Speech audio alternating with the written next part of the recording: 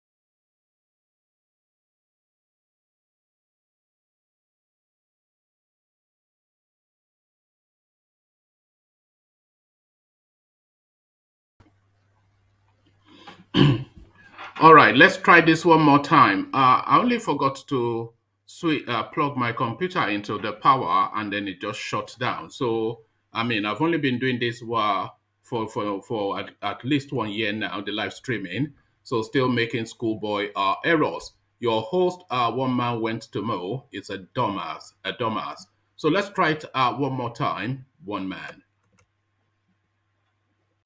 Anthem. Mr. Albert Congo raises the flag of the new nation. It's right there. Mighty Bolu, I see you. So Bolu, I see you. That's our guy in Malaysia. So good to see you, Bolu. So Nigeria, we hail thee, and we hail thee indeed. So Nigeria, we hail thee. As guys, I bring you this. This is a war for eternity. This is something that will go on till the end of our time. IPOB Vice Versa Simon Ekpa, of course. IPOB declare Kanu's disciple Ekpa wanted over secret intel service. So declared wanted, we know what declared wanted means within the eastern quarters. So that is unknown government sent after him, no doubt, and we know what the repercussions of that are, or is. IPOB declared Kano's disciple Ipa wanted over secret police intel. So what secret police, what intel? These people, they're just playing toy soldiers all over them. It's just the ridiculousness, some of it. Kaduna attacks. We will react if Buhari fails to end terrorism. El Rufai blows hot. So this guy, he knows how to straddle the two divides, speaking from both sides of his mouth. A very awesome daddy. We saw him on his knees to Buhari in that viral picture that went round. But when he's away from the guy, he's always talking tough. And when the guy is away, he's plotting coups against him. We saw what he did with to try and remove Mia Malabuni. So he tries to talk tough again. Kaduna attacks. We will react if Buhari fails to end terrorism. A headline attributed to the diminutive governor of Kaduna State. Amaechi joins presidential race. So this is an open secret, really. This is something that everybody had anticipated. But quite how he comes into the race, we'll find out shortly. But the headline again, Amaechi joins presidential race. FAAN apologizes for power outage at Lagos Airport. So there it is right there. Very soon the planes will be dropping from the skies just through nothing but lack of sheer incompetence, lack of competence, and just grueling corruption within the Nigerian space. So quite how an airport runs out of power, I don't know. How is the tower able to signal to the planes coming in them where to land and how to park? So they'll be parking the planes right on top of each other, no doubt. And I say that in jest, but really you could hear that tomorrow in Nigeria because nothing comes as a surprise within that country. FAAN apologizes for power outage at Lagos Airport. So it never rains but it pours within the Nigerian space. And this one now, celebrities 2023, celebrities react as Banky W joins PDP to declare political ambition. So I never even knew who Banky W was until, who was it? DOG always comes to trumpet this guy's name. I never even knew he was a human being, but apparently, alas, he seems to have some sort of following. And that following in good cheer as this guy again. 2023, Nigerian celebrities react as Banky W joins PDP to declare political ambition. So what political ambition? I think I may have preempted him by saying it's a presidential race, but exactly what his ambitions are, we find out just in due course. So that is the menu. And so then just lean back, kick back, take it easy. Click on the like button, as I often encourage for reasons that I say. If you click on the like button, then we move higher in the YouTube hierarchy. So click on the like button. Of course, make sure you're subscribed as well. And as you set about doing the clickings, let me provide a little bit of a musical backdrop. Your calabash at the ready as we go visit the Kegites. Only water, water, only water, where they see my water. Oh yes, water, water, water, water, water, water, water, water, water, water, water, only water, where they see my Hapa oh night oh, Hapa oh night oh, Hapa you don't come oh.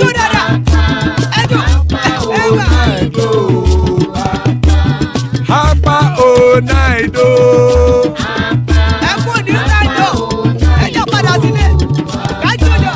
Oro keke elemu ye o.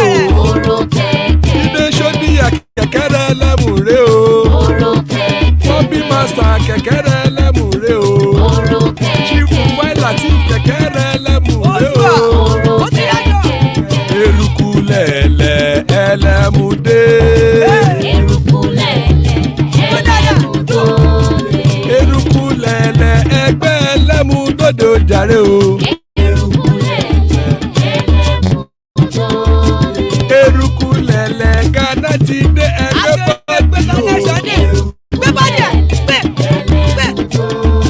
ọmọ ẹlẹ́yẹ ẹyẹ o ó dilé o. Odúyẹ̀lá ẹyẹ o ó dilé o.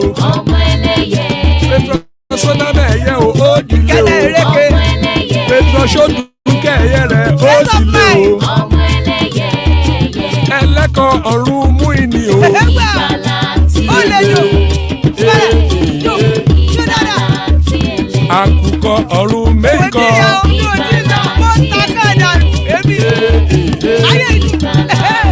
Ikú kò ní rí wa gbéṣe o.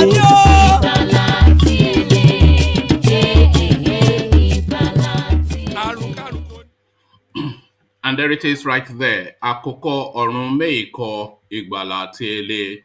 Ikú kò ní rí wa gbéṣe ìgbàlà tí ele. So ikú kò ní rí wa gbéṣe. As guys, I bring you this. IPOB declare Kanu's disciple Ekpa wanted over secret intel service. Outlawed Igbo separatist group, the Indigenous People of Biafra IPOB, has declared Simon Ekpa, the self-styled disciple of its leader Nnamdi Kanu, wanted over the purported launch of a secret intelligence service by a breakaway faction of the group run by Ekpa. Ekpa, who was made the Director General of IPOB Pirate Radio Biafra, shortly after the arrest and extradition of Kanu from Kenya last year, formed a parallel group called IPOB Autopilot shortly after he was removed as the DG, and since then has been having a running battle with the group. In a statement declaring Ekpa wanted and issued by IPOB Media and Publicity Secretary Imam Powerful on Saturday, the group acknowledged that though the secret intelligence service known as M-Branch was a brainchild of Kanu, it had not yet been approved for launch, contrary to Ekpa's alleged launch. Whilst disowning Ekpa and his version of the M-Branch, Powerful also claimed was never part of the IPOB family, as his activities were rather suspicious. IPOB has been existing long before Simon Ekpa, an autopilot group, came on board.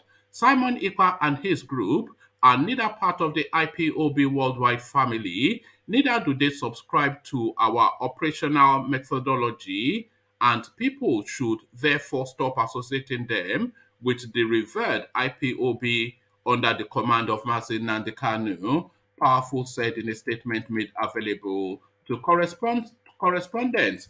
Henceforth, they and the general public are put on notice to desist from using the name of Mazi Nnamdi Kanu, ESN, and IPOB to defraud the unsuspecting public or for any of their activities.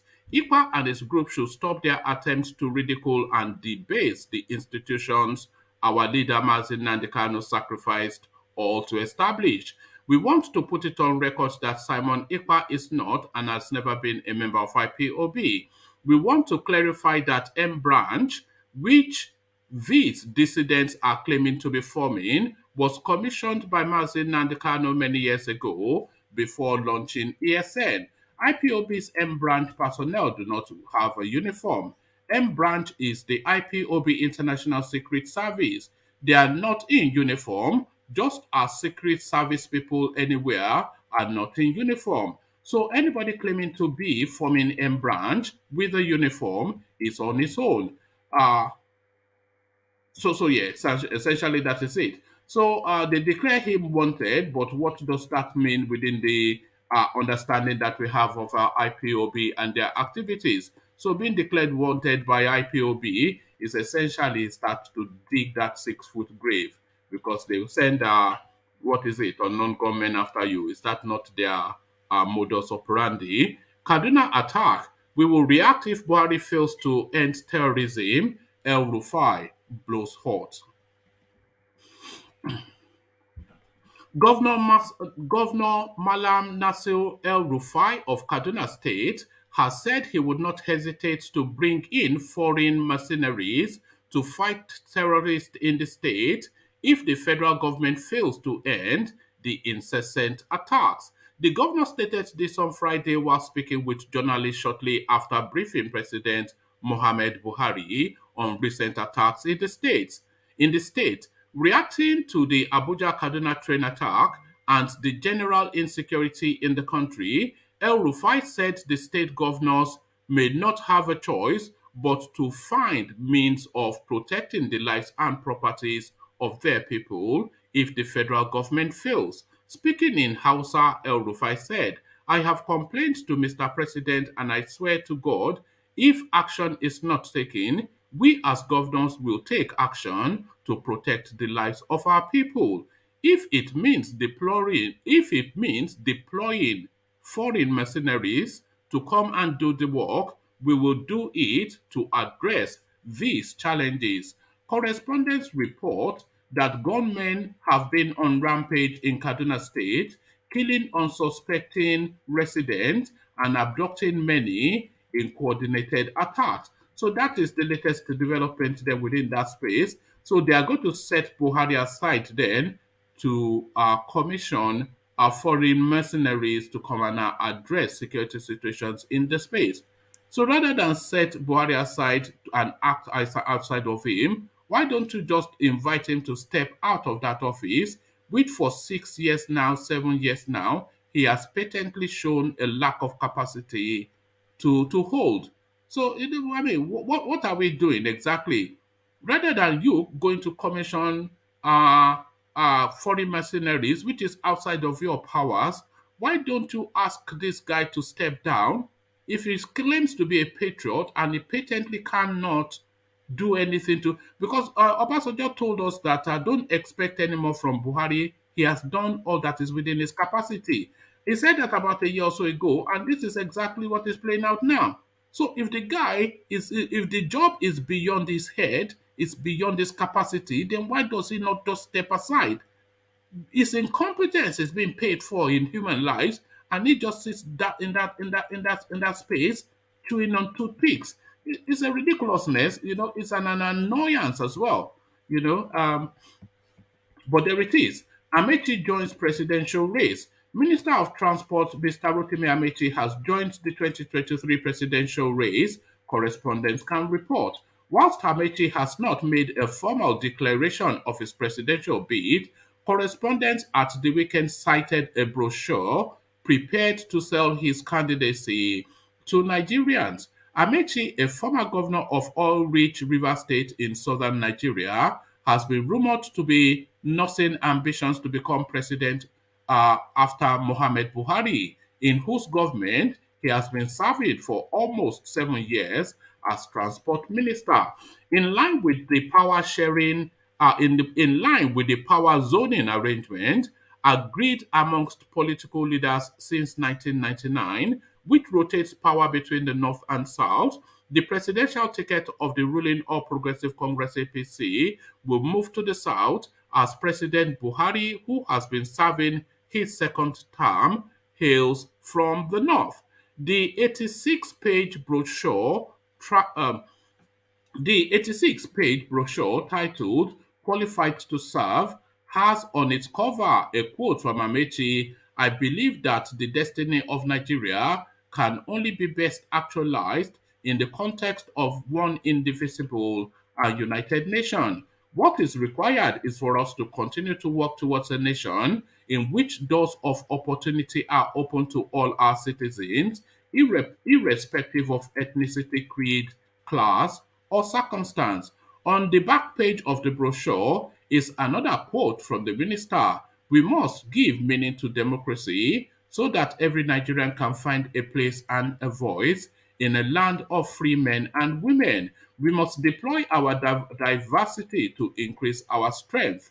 We must make our streets and highways and now forest and farmlands safe again for all Nigerians to fulfill their individual dreams of a good life so that together we can actualize the manifest destiny of this blessed land.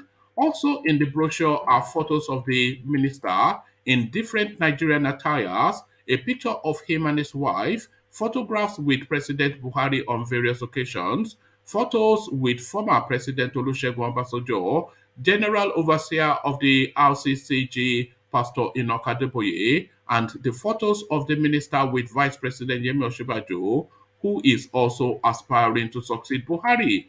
The whole of page 3 of the brochure has the name of the minister boldly printed and translated into English as follows: Chibuike, God is strength; Rotimi, stand by me; and Amaechi, who knows tomorrow.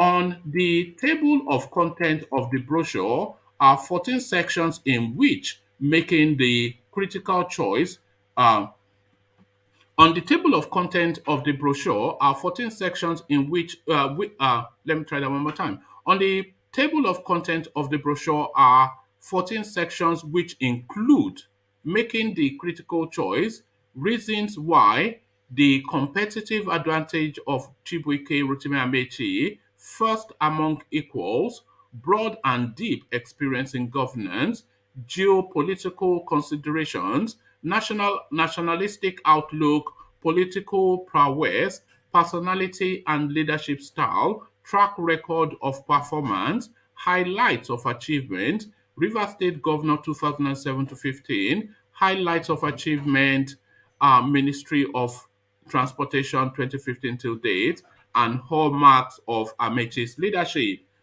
Courage, so these are the hallmarks of his leadership. Courage, stamina, and resilience are listed as part of Amechi's competitive advantage. The brochure also infographics of his the brochure also has infographics of his achievement as Rivers Governor and as Transport Minister.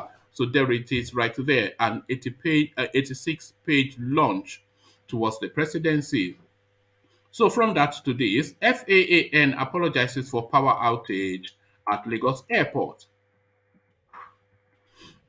The Federal Airport Authority of Nigeria has apologized for the power outage at the Muritala Mohammed International Airport, Lagos. The apology was contained in a statement by FAAN's acting general manager, corporate affairs, Faithful Hope, something or the other.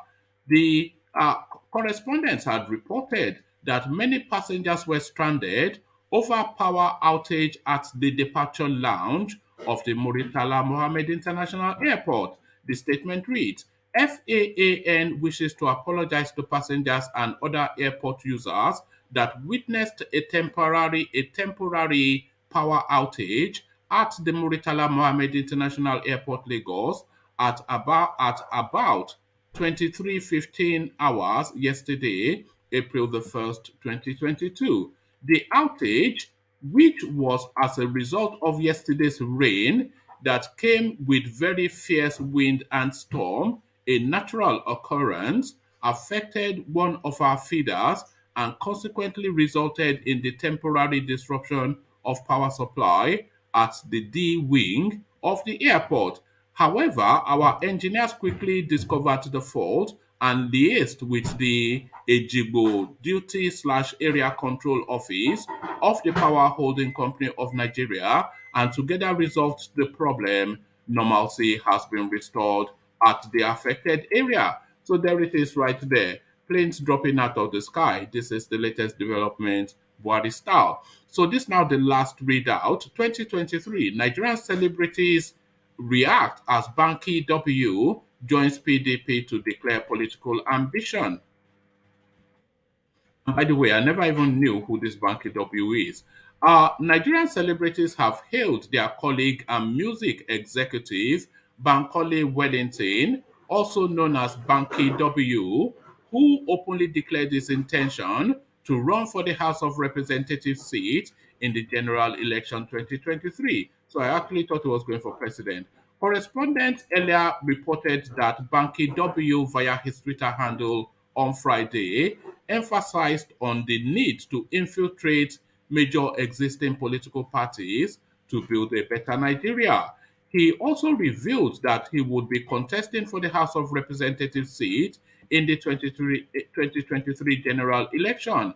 I would like to announce that I will once again be answering the call to serve by attempting to secure a ticket to represent Eti-Osa Federal Constituency in the House of Representatives on the platform of the People's Democratic Party (PDP), Banky W wrote. He said some people may not understand or agree with his decision to run or his choice of platform, but I have learned that we must engage with Nigeria where it is, not where we hope that it should be. As usual, some colleagues of the singers stormed his comment section to pledge their support whilst hailing the award-winning singer uh, for his attempt. Weird MC wrote, "This one is done by the special grace of God." Uh, Jemima Osunde wrote, hashtag blah blah blah, and so the usual orisas. So there it is right there, Banky W for a House of Rep. So there it is, whoever Banky W is. So Baba Akure, I see you. Are you there, Baba Chief Apoilua now? I keep calling you Baba Akure still. Good to have you. Good morning. I mean, good afternoon or whatever. I don't know. Yeah, wherever I think it's you are. Afternoon. I think it's afternoon you are anyway. It's afternoon I am. What are you? Are you morning there? Yeah, 10:30. There you are. It's 2:30 here. Yeah. So quickly to it then, the insecurity, people are just alarmed and confused now. They don't know what to do, to the point that they're actually reaching even beyond their powers to try and take action. Rufai saying now that if this doesn't stop, he himself will import mercenaries to tackle, because Kaduna seems to be the epicenter, the theater of activity of real insecurity in Nigeria. In the last few months. Yeah, even is it that they're killing them in southern Kaduna? They're attacking airports, they're attacking trains, they're attacking the road, they're attacking everywhere. So in alarm, he's saying now, look, I will import mercenaries if you cannot do anything about it. So what are you making then of the alarm of the little man from Kaduna State? Well, it is very shameful and very disappointing about the security situation in Nigeria. As a matter of fact, I'm very sorry. I do not have any hope for Nigeria. That is the truth. Because though we may believe that southern part of Nigeria is little bit safer than northern part of Nigeria, but this is showing that Nigeria is gone to dog. What Rufai is saying, like you said maybe he should have said to Buhari that he should step down or something like that nature. Well, they are not going to do it because they're still playing game and politics with the lives of their own citizens, because it affects them most. So they still believe that they cannot take him out. He has to finish his term because this is our term. So let them continue and finish it anyway.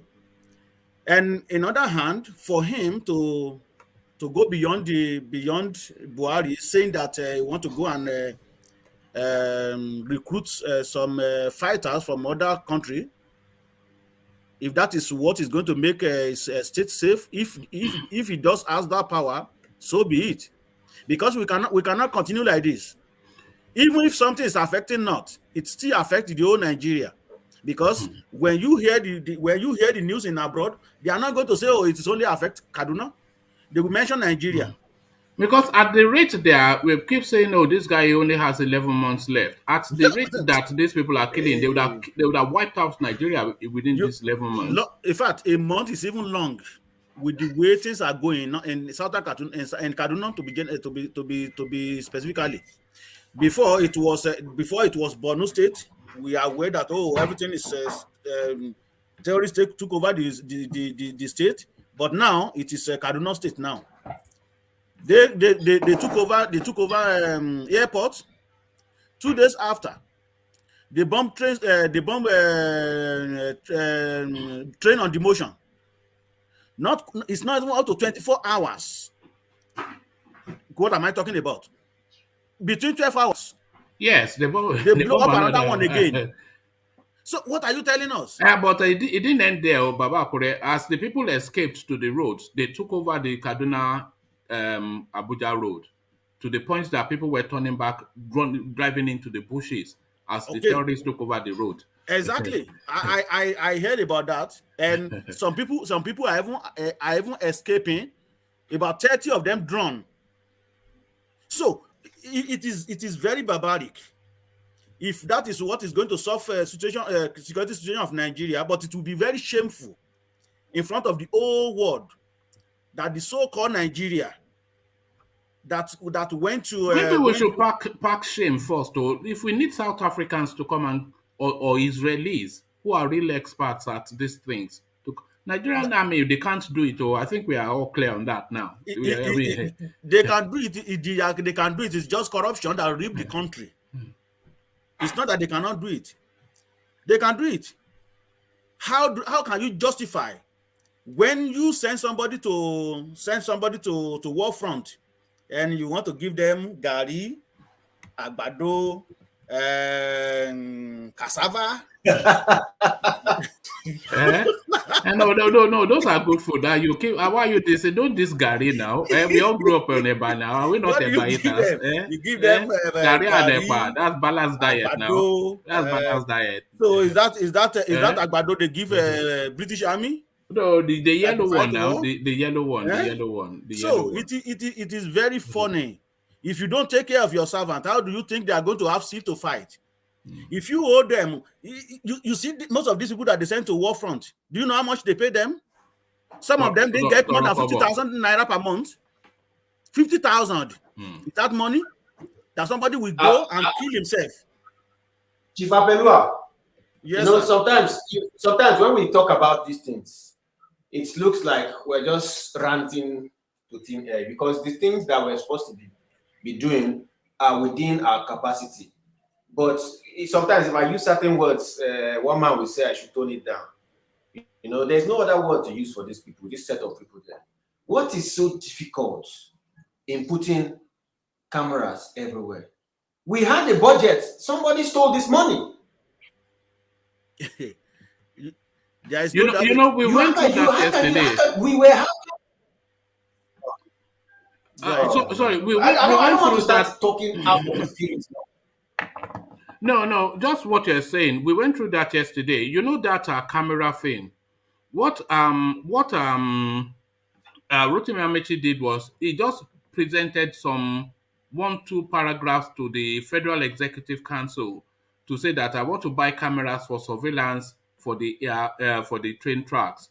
So it didn't list the brand name of the camera. He didn't list how efficient they are, what they would do. He didn't list anything to describe how that would impact positively. And the company that he said he was going to give the contract to, they don't have any history in security surveillance, and it was only formed 2 years ago. So there was absolutely nothing in what he submitted for it to have been approved. And they told him to go back and add more details so that they're clear on what he's requesting. But instead, he ran to the newspapers using these people that had been killed as a cover story to try and pressure the space. So no, it's just Rotimi Amaechi is a punk now. Even if we have another name to call him, yeah, it's just a punk. He's just using the opportunity of the death the same camera that he's talking about. When you hear about the money they are going to earmark for that, you will say, are they going to buy build another train track, or buy the company that is going to manufacture it? Exactly. So it is very barbaric. The security situation in Nigeria, like I said, it will be very shameful if the so-called Nigeria now go and get security. Why we can even deal with the situation by ourselves? We went to Sierra Leone, and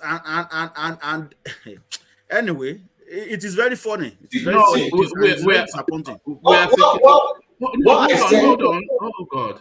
Hold on. Your system is somewhat okay. Yeah, go on. Okay, are you with me now? Yeah, that's better. Yeah. I think I said this some time ago from the beginning of one of your programs here, one of the early days. I said, Nigeria is not ready. We are putting trains. We're just causing problem for a future government. We are putting trains on train tracks, but we are not putting electricity to power them. These trains are using gas. The same time, we are building these trains while we have terrorist problem. And for heaven's sake, you don't have plan for security? How do you think you can man these places? These security things are so easy. You have to have a situation room, and then you have your drones. There should be internet, because we here in Europe here, if I go to work, if I want to put surveillance camera on my apartment and be seeing it from my place of work, I will do it. And this is a government. If you don't have internet, if you don't put the fiber on the ground, why are you building everything? You see now that everything is going to collapse again. Everything is going to collapse. Exactly, and the money is just wasted. It's a waste of money. Because they are stealing the money. 900 passengers, 250 declared. Where is the 600 passengers money? 900 passengers, 250 declared. Where is the 750, 620 passenger money? This is what they do in this country.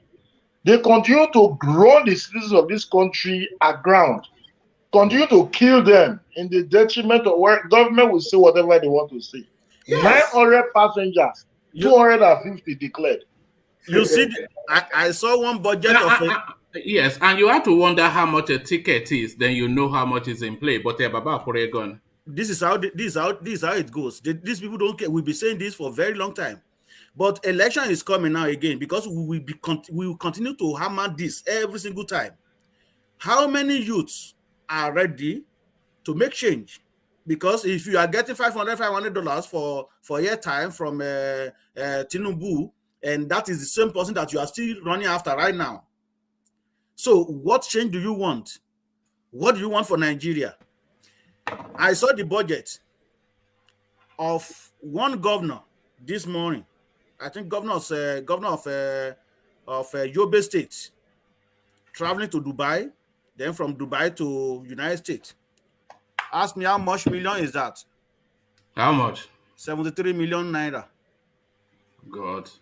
That is what is going to cover. That is what is going to cover. That's me, Malabone, isn't it? I have it on my phone. Well, it's not that somebody forged it. In fact, they posted this thing to see what is going on. For his ticket and his wife alone, it's about 9 million naira. Yeah, first class now, of course. Yeah, first class. To and fro, to go to Dubai and to go to US and come back home. Hotel below. And their entourage. And they will travel first class too, you know. So when I look at this money, I said, this money, I have built a good hospital just for that one trip. You can imagine. It's state now. So you built 2 hospitals. So you can imagine how much money these people spent in every single trip. The money that they're supposed to use to develop the whole country. This is the same money that they're supposed to use to fight insurgency in the same northern part of Nigeria. But they refuse to do that. They prefer to go to Atlanta and go and go. In fact, if you look at the way they detailed his movement with his wife, from Dubai, attend 3 days conference. Then from there they will spend 2 days conference. Then from there they will spend 3 days to relax themselves because they are working very hard. Then from there they will fly to Atlanta to go and have medical checkup. They are taking a vacation from taking a vacation. Exactly. They're having a holiday from having a holiday. So this is why we cannot achieve anything. Because that is what we saw. It is not him alone. That is how these people kill the country.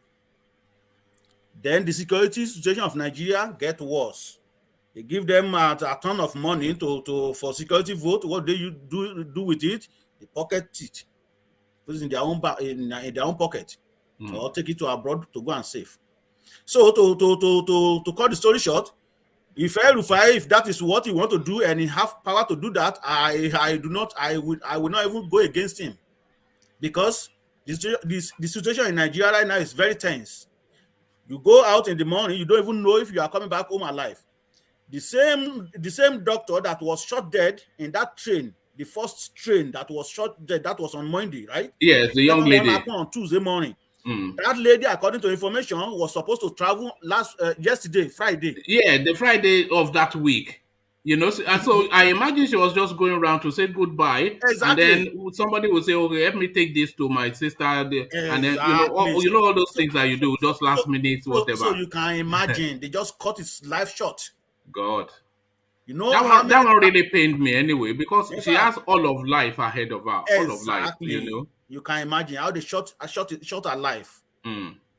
Very young lady, very young, promising lady. So how much more many people in that train that was killed that very day, and they shot their life up, having planned, okay, well, this is what I want to do in the next 6 months. This is what I'm planning to do. Maybe we have some of them that even having will be having a wedding. But how can we live like this, though, Baba Akure? How can we? Because this is actually, we are not making up stories. This is actually what is happening in Nigeria. How can we live like this?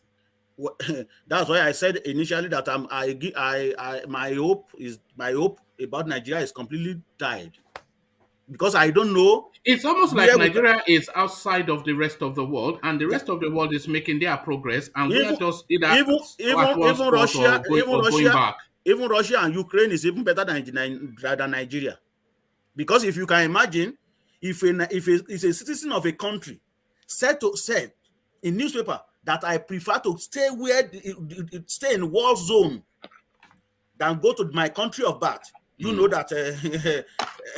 But some people will be. I have a friend here on Monday, because we had some meetings, some officers. We have some meeting that we're dealing with some program. We have some people all over the New Brunswick, and the guy is from Nigeria. And the way he was talking about Nigeria, I didn't say anything. I just keep my mouth shut, because sometimes you just have to keep shut, because you don't want to wash your dirty linen in the public. The way he was talking about Nigeria, Nigeria is safe. Paradise. When we finished, there was a Nigerian lady too that we had conversation. I said, don't mind that. Though that lady was her parents from Nigeria, but she was born in Canada. Yeah. Because she is planning to go to Nigeria too. I say, hey, don't go there. I said, you see that that guy is saying? He just want to brush Nigeria and paint it nice in front of people. You see, I said, you see me, I don't want to argue with him that very time, but because we are in the public, I said, we are within ourselves now, so we can talk. I said, don't try it. Do not. I said, that guy just left home 2 years ago, so Nigerian system is still in his brain. So it's not really digested to the system that we have here. Said, don't go there. It is not safe. Even in Akure there, in Akure, Ondo State, you will hear people. I know when we left our house, we don't even know what is going to happen. We just go with the flow, go with the day. Whatever the day throws to you in Nigeria, that is what you accept. How can you accept that?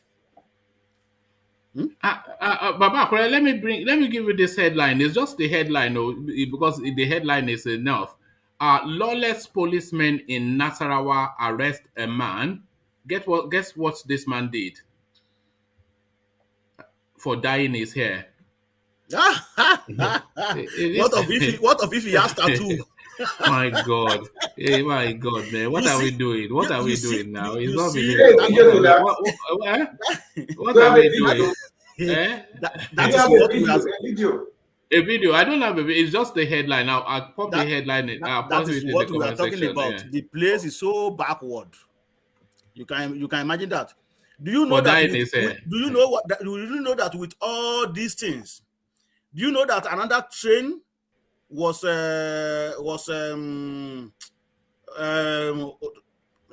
had accident yesterday? We should vote outside PDP and APC in this country. And according to information, about 50 people died in that train crash yesterday. Though that train is moving. Do you think Nigerians are too primitive for train service? Are they too primitive for train?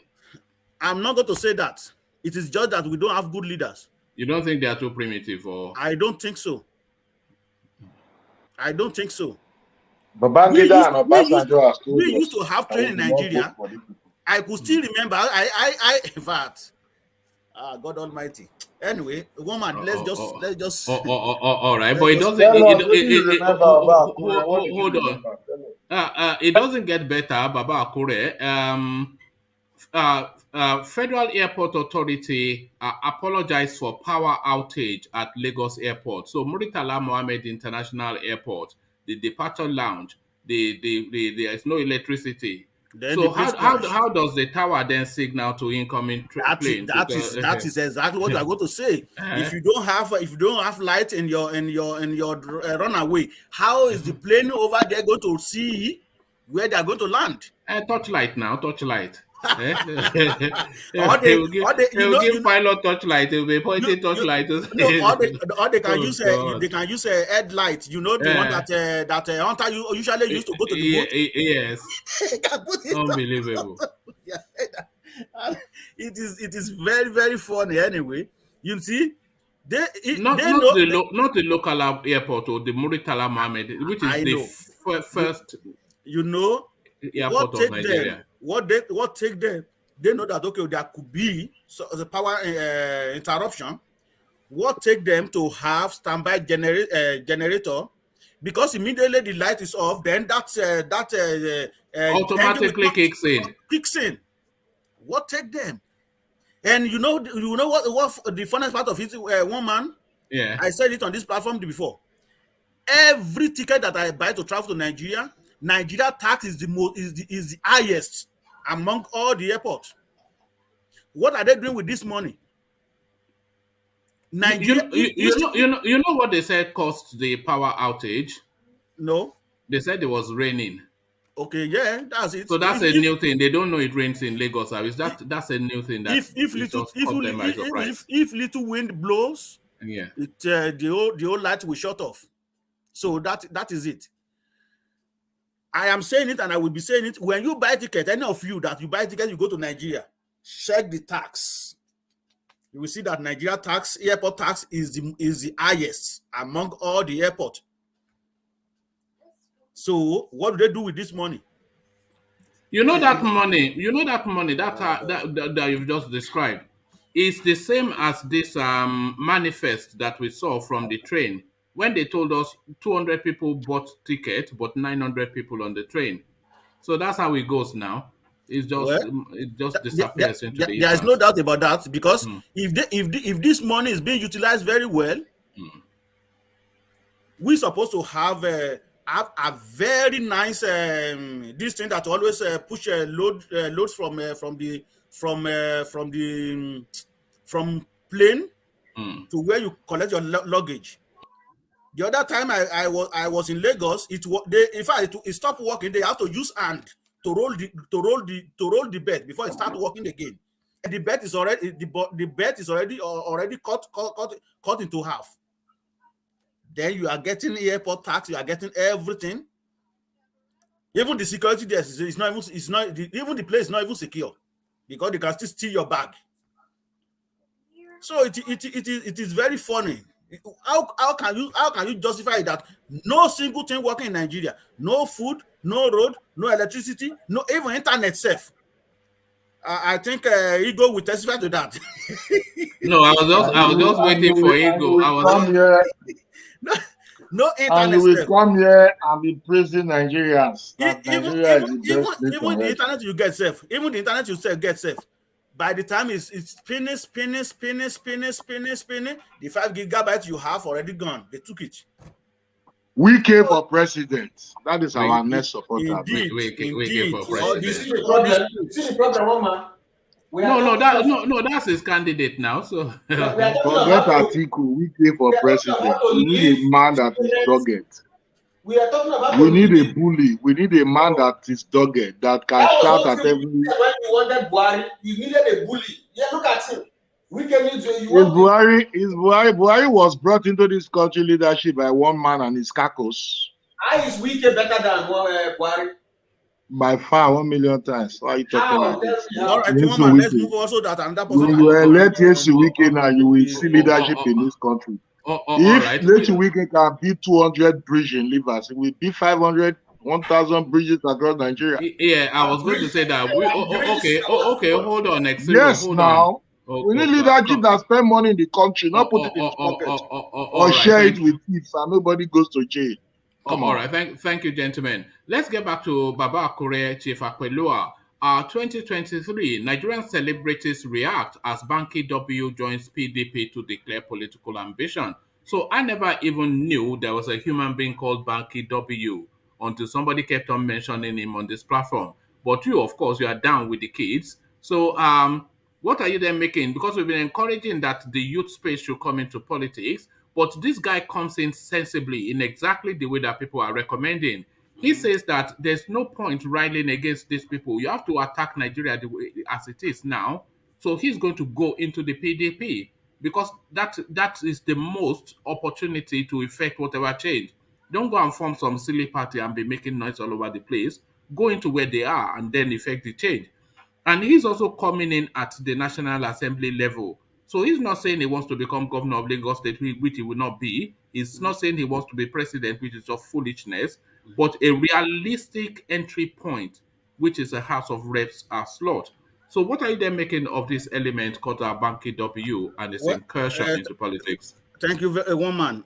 Like you rightly said, I don't know this guy until yesterday that the name popped up on my Facebook account.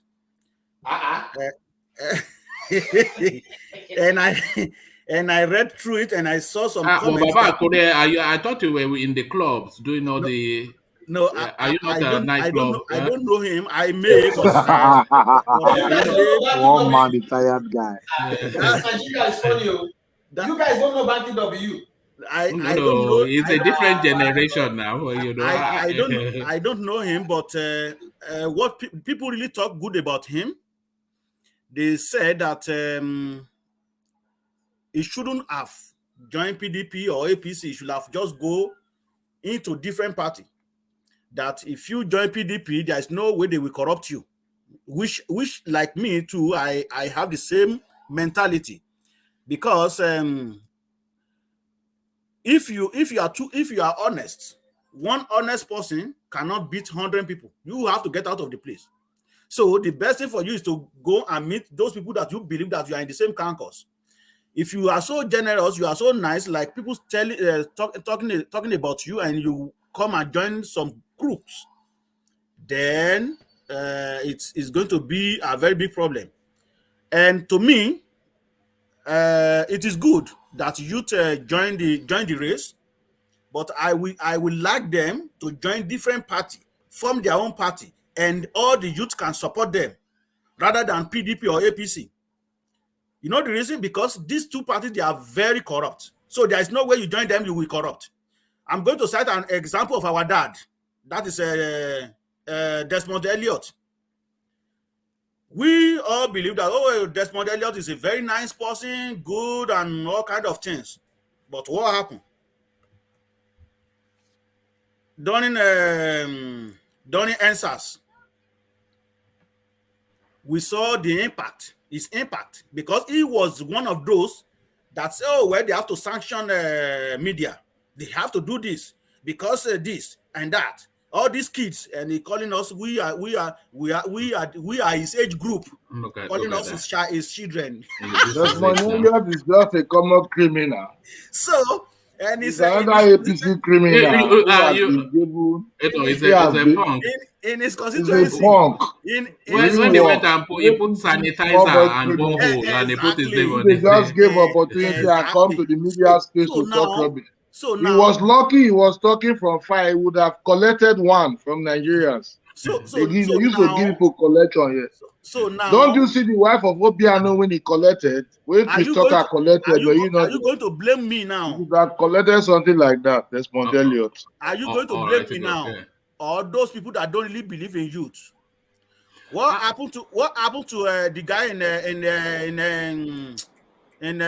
Kogi State? Is he not? Bello. He's just declared. He's just declared. Yes, I know. But what has he done?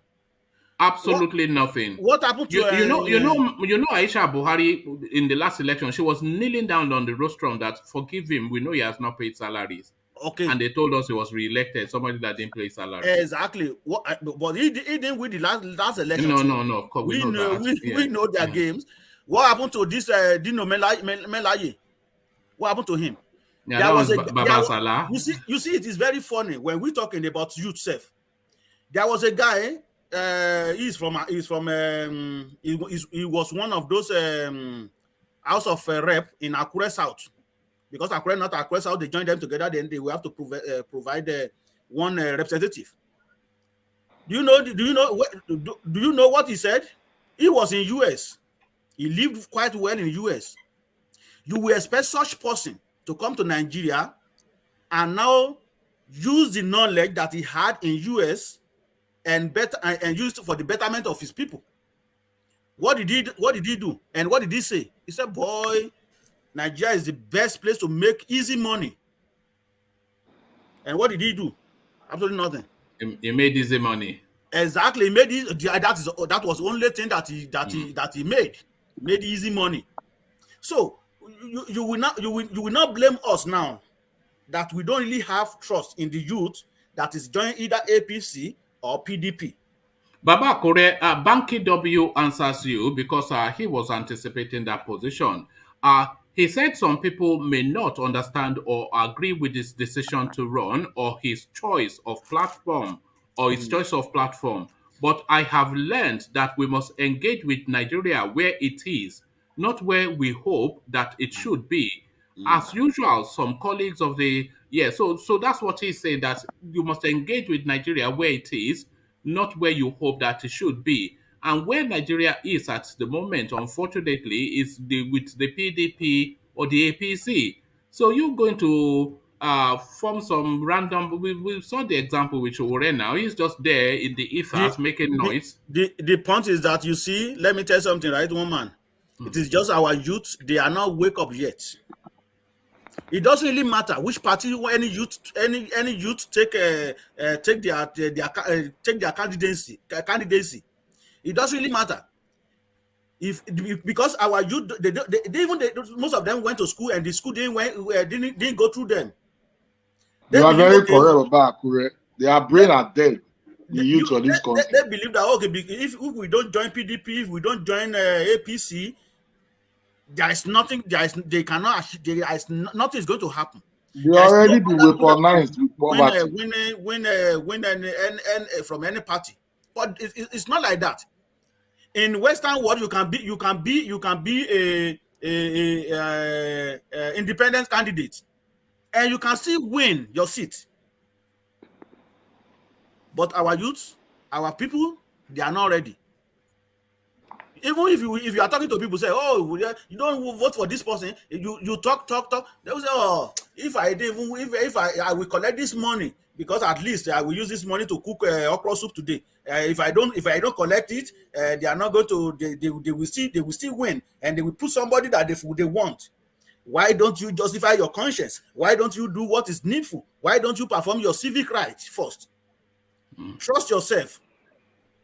I'm going to vote for this person. It doesn't really matter. Either he lose or he won, or he win. But our people will say, oh, let me just collect this 5,000. At least he will cook okra soup today. Chief Apelua. Yes, sir. I'm hearing you, a zero. Yes, sir. Is there anything wrong in an old person doing something right so that it can affect the generations after? There is nothing wrong. There is nothing wrong in that. So do you know that if the elders now change certain things in this constitution, it will flourish the younger generation? Because we are blaming youths, but the problem lies with the elders. If they change the constitution now, things will flow naturally. The youth, the best of the youth will come out, but they don't change it.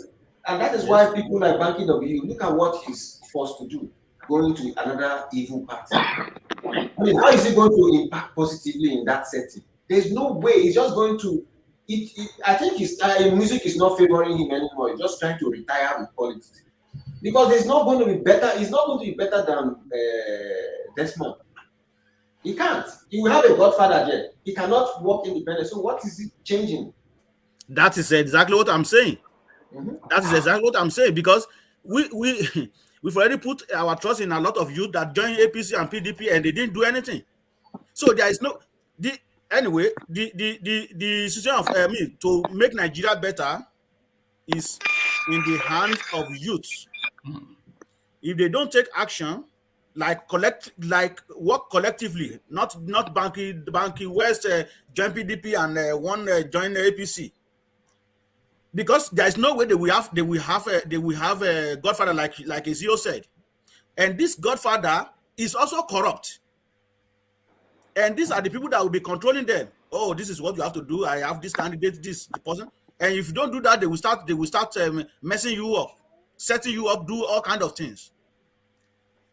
Well, Baba Kure, yesterday I wanted to ask you about Yinka grandson, but you left before I got to you. I had a meeting yesterday. That's the very evening. I was trying to shuttle two of them together. All right. So because I know you have interest in that space, so he has been locked up in the UK now for 4.5 years for essentially calling for the savaging of the Igbos and the Hausas. So what are you making of that, set against the backdrop of Nnamdi Kanu's activities in the UK as well? So is that justice, but should equal measure be given to Nnamdi Kanu as well? I think somebody mentioned here yesterday maybe that government of Nigeria spoke to British and said, oh, well, all these people they are working against Nigeria from your own country and stuff like that. I heard that. That could be well so, because this guy has been saying all this for a very long time, not today. It has been saying that before even Yoruba Nation. Like somebody said, I heard from him about Yoruba Nation first. No doubt about that. But it got to a stage where I started deflecting from the main issue and how to attack some people, how to send some people home, how to do this, how to do that, how they will recruit. But that guy talks too much now. 1 million OPC, and they will fight Nigeria. I mean, all kind of things. So I think that was exactly what happened. Maybe Nigeria government, these people, they know how they do their things. Speak to their counterpart in UK, and this is your country is being used to throw stone into our country. So you guys. But why didn't they do that with Kanu, who was more of a, because nobody knew Yinka grandson. Even I was surprised quite. If the few people yesterday, one man, he knows him very well. You see, one of the problem with Nnamdi Kanu is that the way Nigeria goes about it is very, very wrong, right? Even when they arrested him in Nigeria and he was attending court, he never jumped bail at that time until when they came to his house. That was when the whole problem started.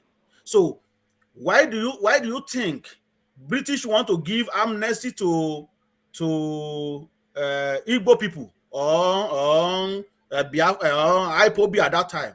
Because the way government of Nigeria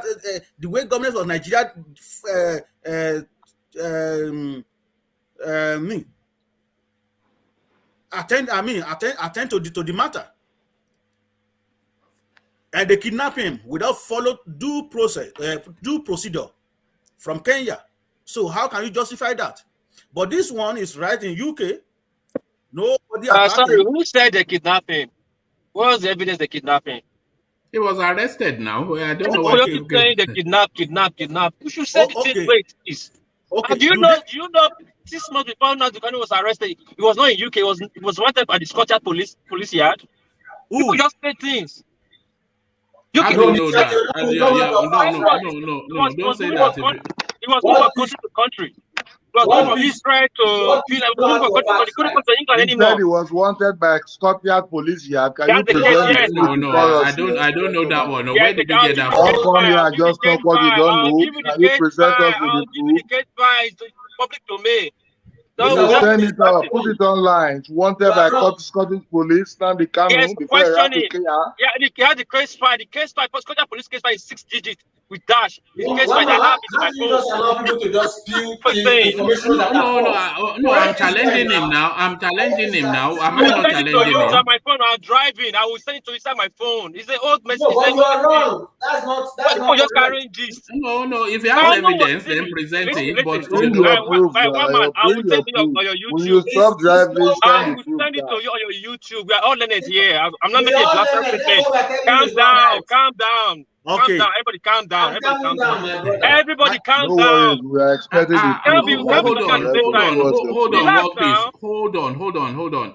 Nnamdi Kanu cannot be wanted by Scotland Yard, and he wanted for questioning. Hold on. Okay. We would not know. It's not possible for us not to know now. Somebody that high Let him bring profile the case wanted. file and the page now, one man. Only you know. Give this man with his case file and Only the you page know, to Abi. pray for us. Only you know. They sent you memo. There was a Look time at they them. Hold on published- now, hold on. Let me finish my on now, statement. please. Let me finish my statement. There was Listen. a time they published some Hold on false now. I'm driving. Hold on now. Hold on, Hold on, hold next on. zero. Too many voices. Hold on now. See, I'm driving and I'm using my phone. The information is on my phone, but as soon as I get to where I'm going to, hold on now. Why you always want to talk? You have the floor. But as soon as I park, I will send you the case file. Kanu was wanted for questioning.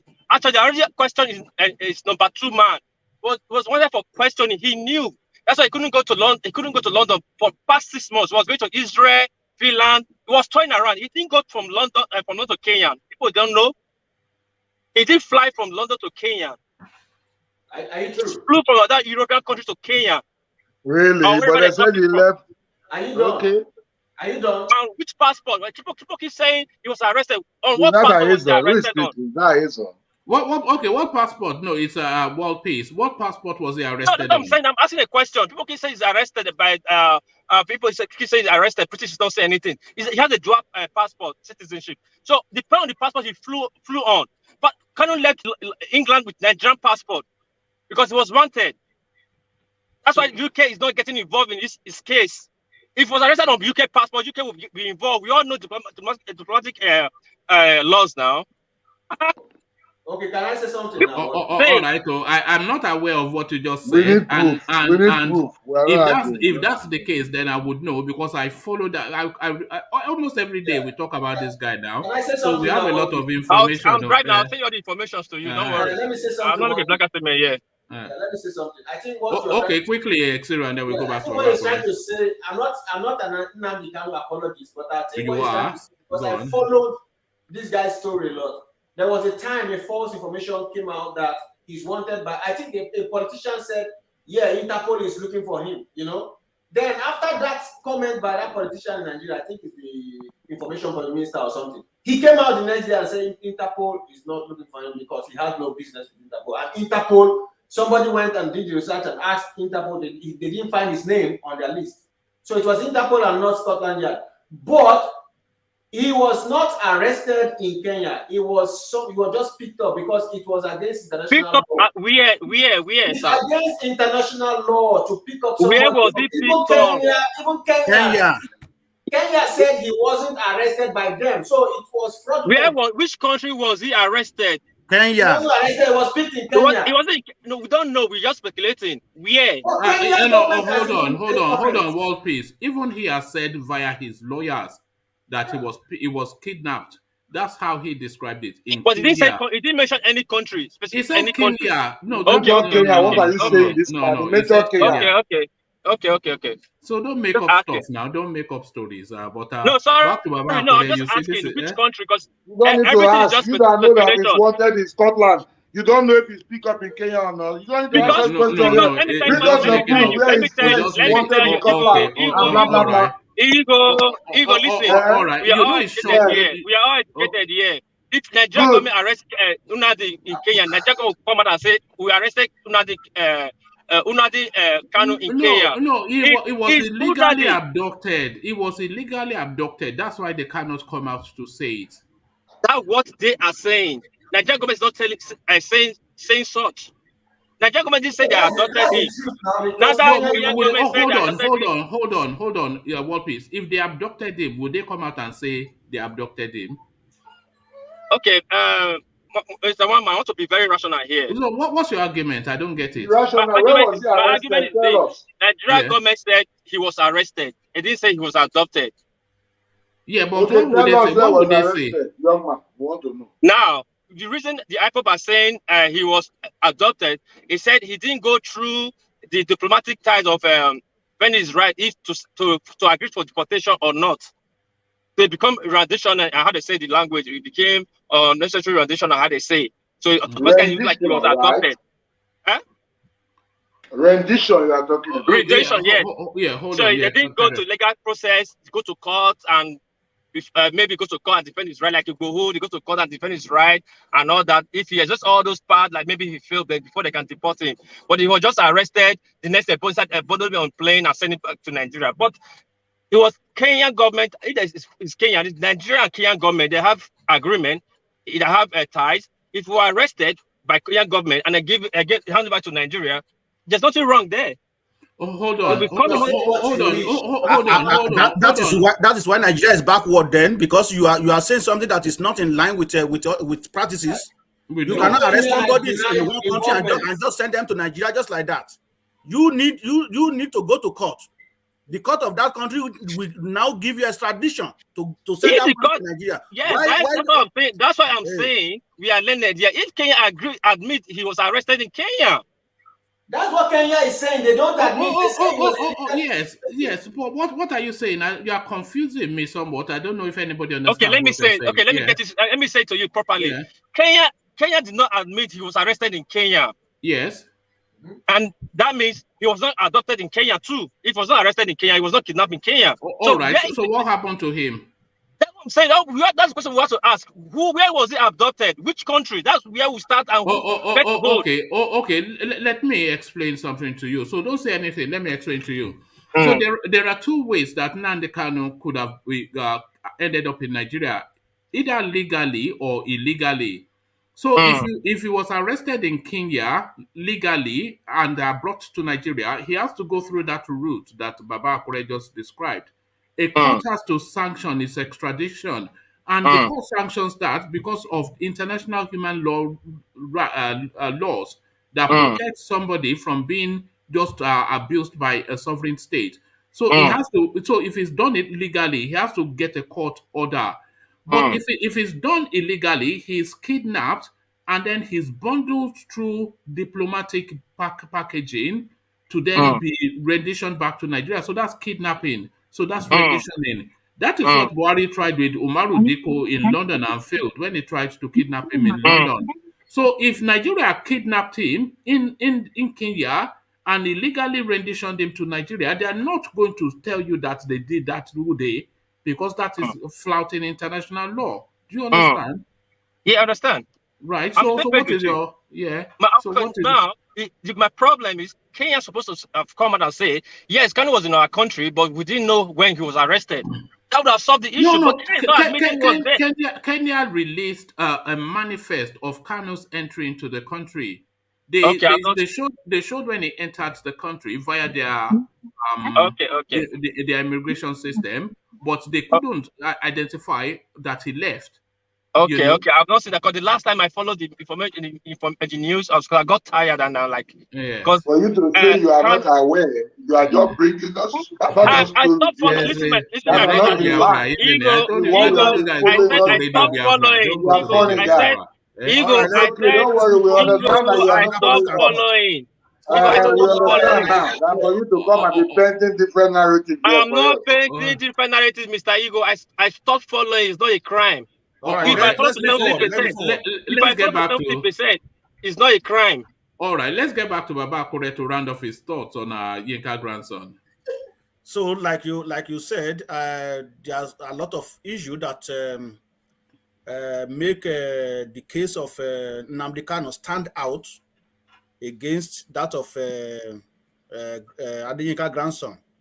Because the way that we'll be discussing, the way he was arrested, the way they want to shot him dead when he was in Nigeria. So all these things put together. So that is my own take on that anyway. All right, brilliant. Thank you, Baba Akure. So, Baba Akure, let's go on for reasons of time to Igo, who is quite keen to share his thoughts. But Igo, let me take you to Rotimi Amaechi, who has now published an 86-page document to declare his intention to run for president. So Rotimi Amaechi for president, how does that chime with you, Igo? This page document consists of what? What's the content of this 86-page document? What he wants to do for Nigeria, or the money he has stolen from the federal government and for River State? What is about the 86-page document? Okay, he has a 14 section table of content, and some of them include making critical choices. So this is why it's declaring reasons why the competitive advantage of Rotimi Amaechi, first amongst equal, broad and deep experience in governance, geopolitical considerations, nationalistic outlook, political prowess, personality, leadership style, track record of performance, highlights of achievement, River State Governor, highlight of achievement, Transport Minister, a hallmark of Amaechi's leadership. He has courage, stamina, and resilience. So that is what he's saying. So this is it. Wike for president. This is where we are now.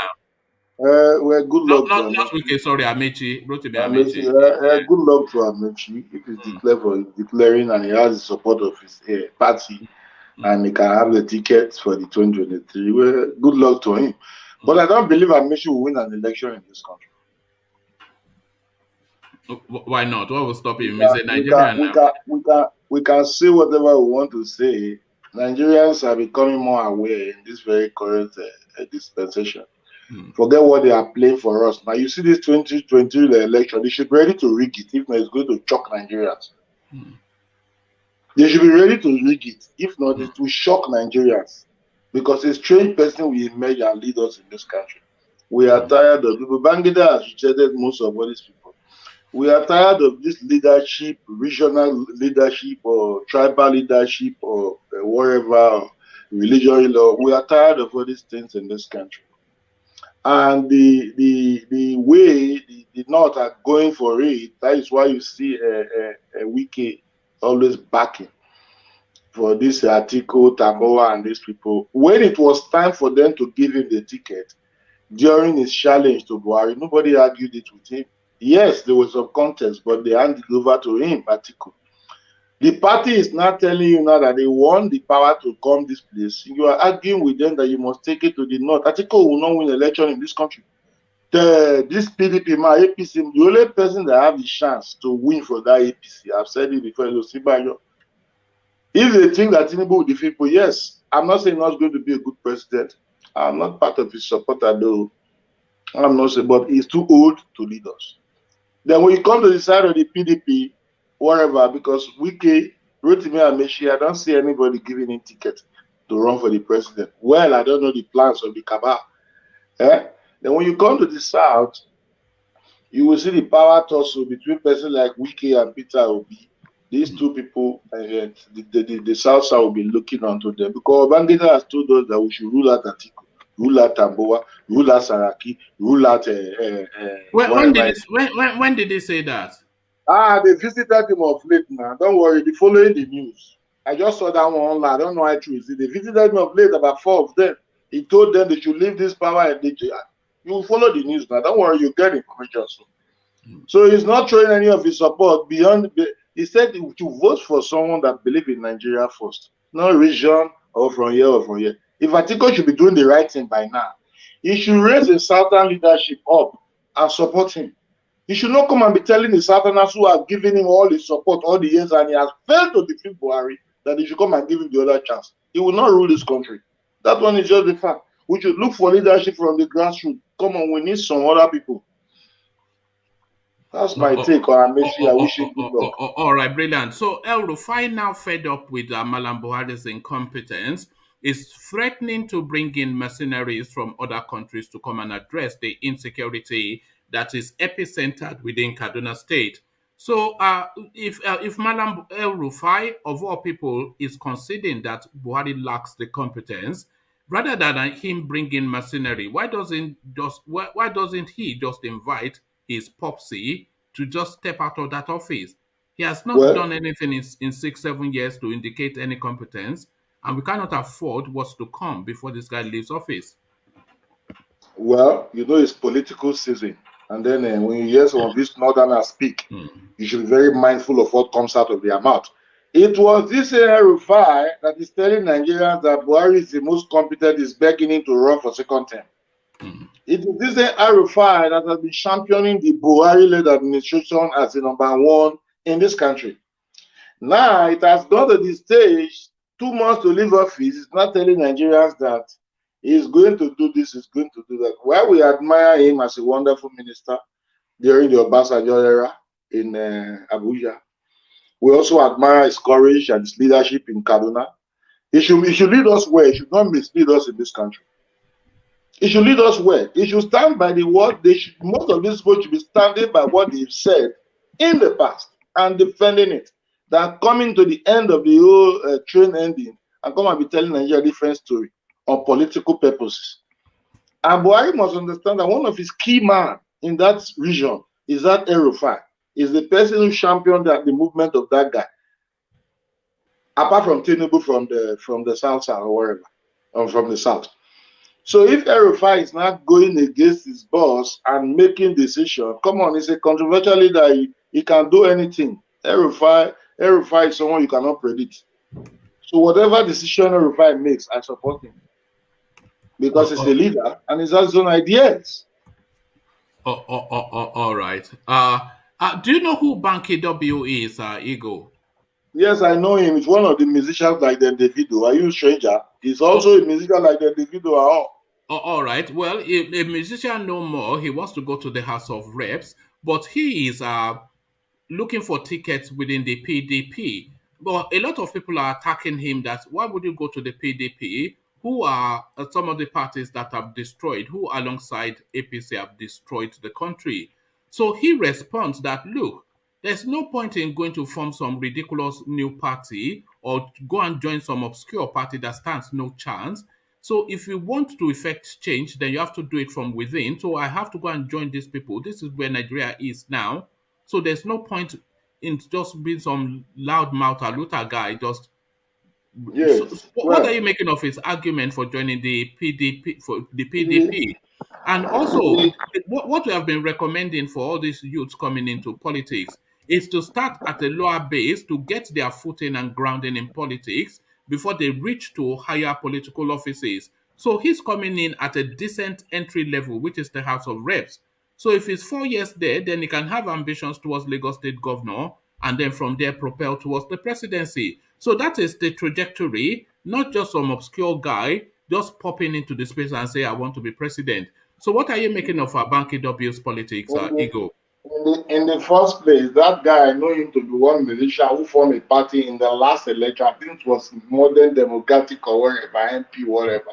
And then he lost to that son of Obanikuru in that Etiosa. I thought he did very well then. And then now he's coming again. The problem is the Nigerian youth, average Nigerian youth, have been weaponized with poverty in this country. They don't even know they are youth comrades again. The people that will line behind these people are his own people, which I mean the artists, celebrities, blah, blah, blah, to make sure this young Nigerian become the head of one place. None of these artists will line up before this young man. Just be watching. That was what happened in his first visit. That is true. He decided to run to the PDP. Well, I don't blame him. He thought that strategy will work. Let us see how far he can come out. But all these music people, they are coming out to hail him and support him. Oh. How many have you seen? How many? Actually, you will see how many will support him. We are here watching. Banky W what I gave platform to the Whiskey and all. He brought them out, the Whiskey and all these new artists you see today. I said they should support him and make him the next leadership there because he ran before and lost to the Obanikuru son. We want him to run this time and win. So celebrities should line up behind him and make him a young representative of this church or whatever, so that we can know that the Nigerian brain, the youth brain, are still intact. To me, their brain is being weaponized by poverty and money and whatever. Nobody think. As you see this youth in this country, bros, forget it. I said yesterday that they don't have a brain, and people were attacking me. Of course, we know they that don't need to attack you. What you said is very right. clever in law, medicine, engineering. They have the best brain there. But politics, they don't have political brain. Where the brain is supposed to lie is the political brain, because we need young leadership in this country, not the medicine. Because a young leader that will create those environments, those enabling, those facilities, those whatever, what you wanted to build, whatever you want to be built in this country, is those young brain, versatile, that can do this thing for you. Not 78 years old man, an ancestor. Because what do you want to tell her? They hear English where? What are we talking about? So this is the situation we are in this country. Banky W, his people should rally behind him. His decision to go to the PDP is not bad, so that he can have some certain level of support. Because the modern party he formed was unable to push him to whatever. Maybe if he was in one of these big parties like PDP, and then he challenged that guy, he might have defeated the guy with the mercenaries and the talkery and everything that they used to do, because it's all about that. Are you still there, Ego? Yeah, I'm here. All right, brilliant. Thank you. So might have defeated him. Yeah. So this is the position. The PDP is better for him because he has a lot of people in the PDP. They can support him. It's a big party. That's just the thing. They have to join a big party. Never mind going to, because people are saying that if you join the big party, then you are not the change, because what we want is something completely away from these big parties. But if you don't join the big party, you will be in the wilderness for however long it takes. We don't know how long that might take. So one man. So he had his own party before. It's practical politics now. Maybe that is why he thought of going to the PDP. He had his own party, Modern Democratic. Was that not what he called the Modern MDP or so?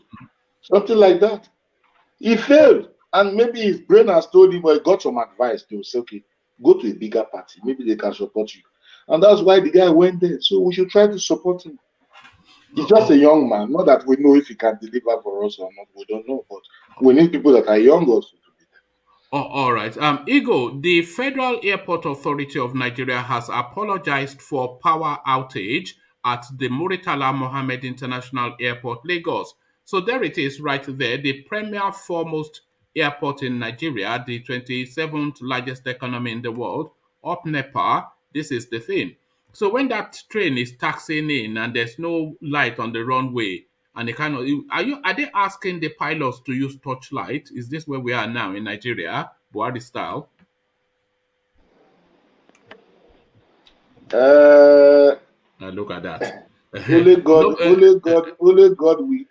will tell us where our power system is. No. Is it the first time light is going off in the airport? It's not the first time. Is it the first time in the history of Nigeria? Absolutely not. The point is, the power grid, they say, is down. Yes, the power system has failed us. Yes, they should try to do these things. Nigerians are suffering and smiling. They are living in suffering. They are smiling in this country. That's what is going on. In this country, where you don't have water, maybe you want to even drink bottled water on the street, you can't find. There is no light. They only give life because what they say the power grid collapsed. They should do something about it. If the airport is even in black at it is the best, because that will allow the federal government to understand that the thing has turned into international whatever. Because if only the masses are suffering in the international community and not still feeling the pain as they arrive at the airport, this Nigerian government will not understand that people are suffering in this country. There is need for them to be light, even if it's not 24 hours. There is need for light in this country. So if they receive such embarrassment in the airport, we applaud the kind of NEPA that took that light, so that the presidency will hear that this airport now is not out of light. And then we all are in it, that will be knowing where we are going to. That's the position. All right, thank you, Igo. For reasons of time, Igo, let me go on to Malam Meadowman and have him speak on this never-ending battle between Simon Ekpa and the IPOB movement. So people like us should not talk, eh? Okay. Who's that? It's Xero now. I was here. So sorry. Let me come to you, Xero. Let me come to you then, Xero. I only wanted Meadowman because he's from the East, but let me come to you because you have sympathies for that space as well. Let me come to you then, Xero. So as I was saying, IPOB declares Kano's disciple Simon Ekpa wanted over Secret Intelligence Service. So what does that even mean, declaring him wanted? Wanted in what way? How are they able to effect an arrest? They being an illegal organization themselves. What are we reading to the tonality of that language? And what are we making of this battle between this organization and these elements in Finland? You see, these two guys, Simon Ekpa and IPOB, I don't know how to separate them. If I was an insider, I would have said, okay, this is what Simon Ekpa stands for. This is what IPOB stands for. But you see, I'm an outsider like you. But what I see here is there's becoming a faction issue here. Like every other thing that starts, you always get factions, middle way into the struggle, and then you start seeing people speaking with divergent voices.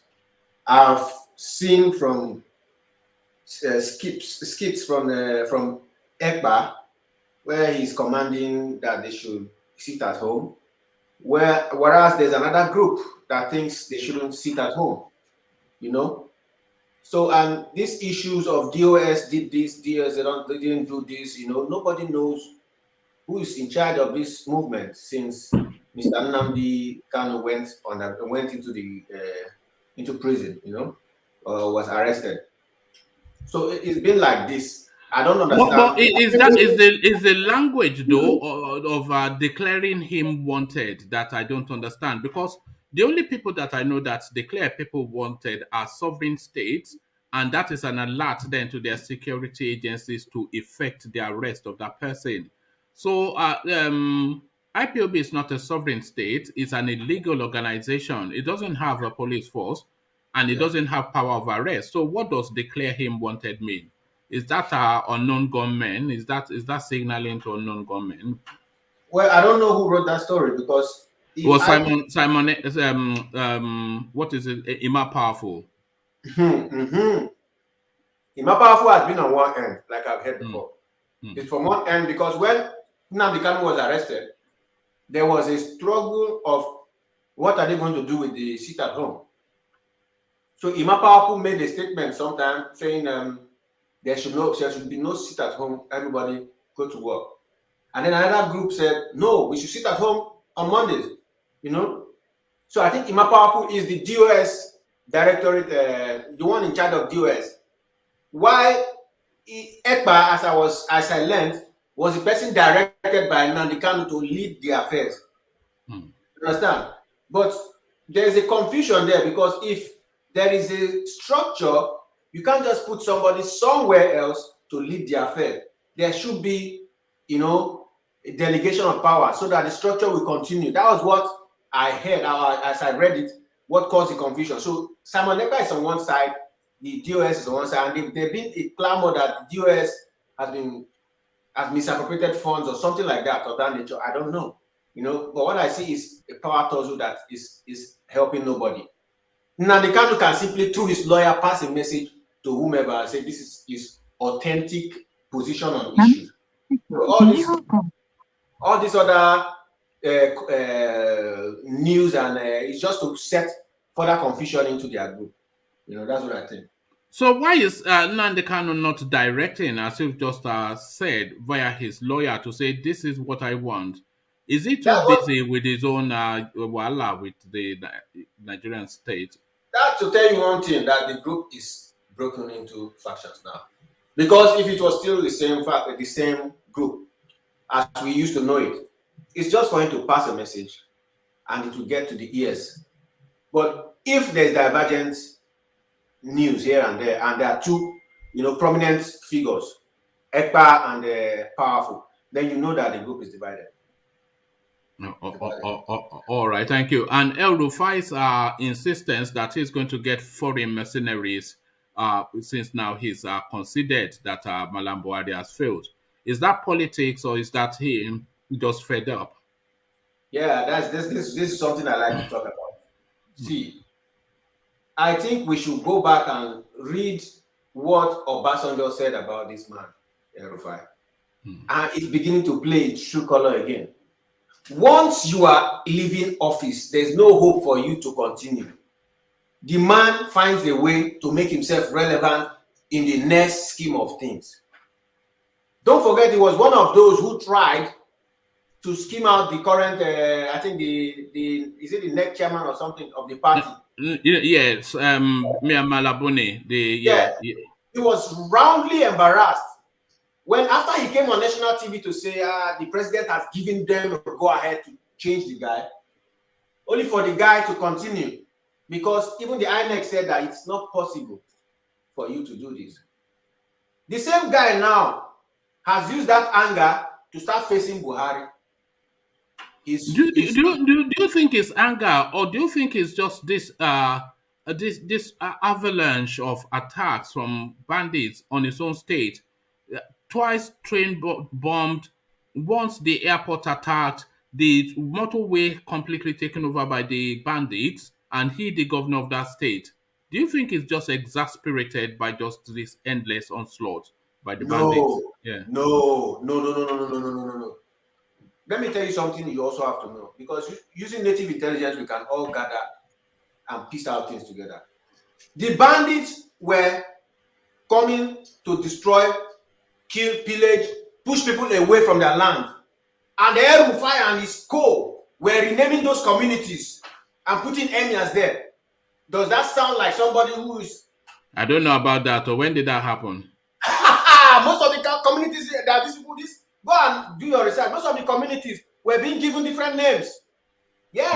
By whom? By this band, they were given different names, and they were putting community leaders there. I think they were installing imams. Yeah, exactly. Yes.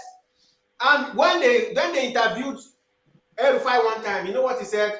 He said there are no problems anymore, just revenge killings. You know, when you do this, people they always come and revenge. How can a governor accept that there should be revenge killings, and revenge killings are not crimes? Where did the soldiers disappear to when there's curfew? Under his watch. Do you know what El Rufai said once? He said, if you kill a Fulani man, it's a debt repayable. It's a debt payable even in 1,000 years. Yeah. So we cannot now say that it's outside of these things, you know. No. This man is strongly within it. He's just making himself relevant to the next leadership because Buhari's time is up. And don't forget that they embarrass him so much. Bringing in foreign mercenaries. Why are you bringing foreign mercenaries for? I think there's an agenda to all this that's going on. Sadly, not for his own people. Yeah. You know? They're not actually killing Fulanis. People should understand it. They're not actually killing Fulanis. They are killing the Hausas, the Christian Hausa mostly. Yeah. They're not really killing the Fulanis. They are putting land to the Fulanis. Yeah, let's say from Najan Lekoko. Come in, Najan Lekoko.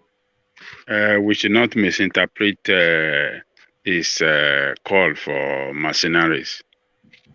If a country is going to bring in mercenary, I don't think that state government has the power. Has the power to do that.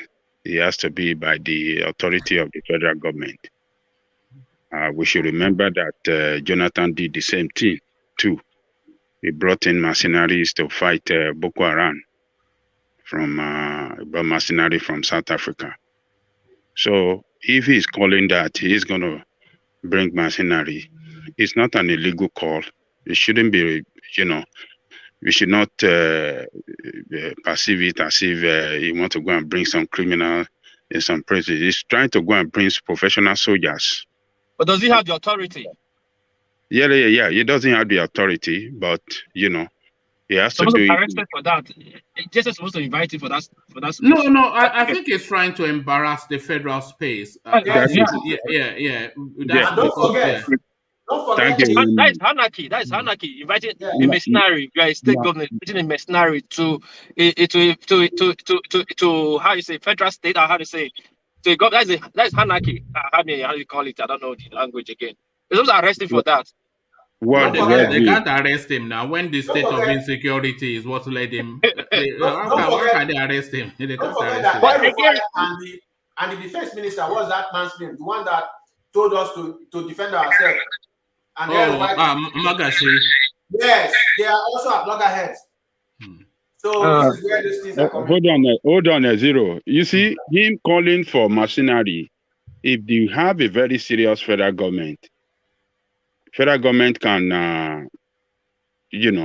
work with him. And if he's ready to really bring in mercenary, they can provide that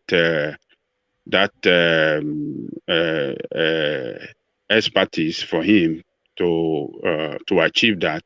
As long as he'll be ready to pay for them. His state is going down. And number one thing, just like one man said, he has embarrassed. That statement is indicating that he has lost hope in the federal government and is embarrassing them publicly. That I don't have hope anymore in this federal government, but he didn't want to go directly to make such statement. That statement, that is what he reads. I don't have hope in this federal government. Let us go and look for foreign fighter that can defend my state. So as long as he can pay for it, why not? To protect his state. His state is going down. This guy has done a lot of things to woo investment, to woo investors into his country, and some are coming in. They have done a lot of things. He has got loan, to achieve economic to put some economic infrastructure in place. But these terrorists are destroying it. So federal government should listen to him if they believe that he has that money to pay for it. I think they should work with him. I don't see anything bad in that call that he made, that he wants some mercenary to come and defend the state. Other states as well should make a similar call to embarrass this government. Well, I think what they did to Jonathan is playing back. That's why right now they are confused what's really going on. Because this is actually what they did to Jonathan. My major grouse with all these people is they have not done the primaries, and then they are bringing in foreign mercenaries. Do you know that these foreign mercenaries are going to work with the locals? Have you worked with the locals? Have you put cameras?